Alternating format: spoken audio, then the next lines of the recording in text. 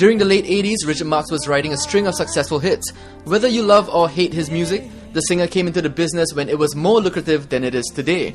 The singer told Razor TV that during those times, if an artist was good at what they did and worked hard, they would be handsomely rewarded. Currently, that isn't so much the case. The singer weighs in on the industry today.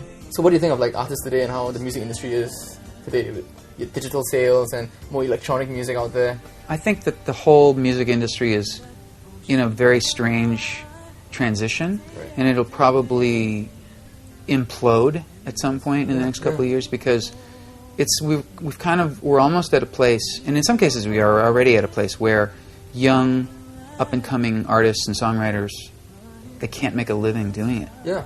So they're going to stop doing it.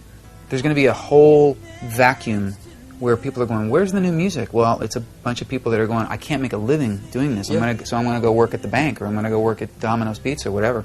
I used to line up at the record store when a new album was about to come out. Yeah. I just don't think people are as excited about music as they used to be, and I'm not sure why, but I think it's all connected. You know, think about it this way too. When I was a kid, when I bought records when I was a boy, music was this big. Yeah. When you bought records, they were CDs and they were this big. And now you can't see music. Yeah. You can't see it. So I really do think that as it's physically gotten to the point where you can't see it, its importance seems to be following. Right. And that's not good.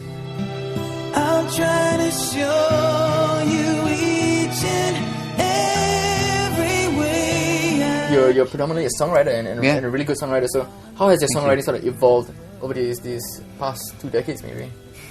I guess it's evolved just like I've evolved as a person. You know, I mean, the songwriting usually reflects. It doesn't necessarily reflect what's going on in my life at any given time, because I write songs now about stuff that happened to me 30 years ago.